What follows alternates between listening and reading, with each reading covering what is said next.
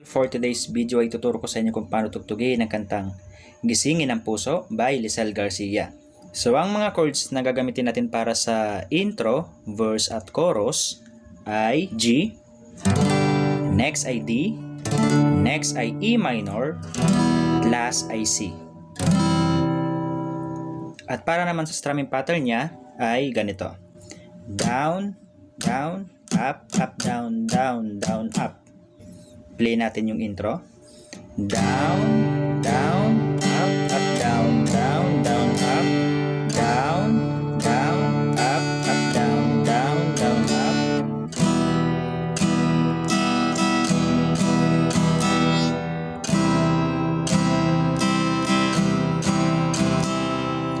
Then, pasok na ng verse 1.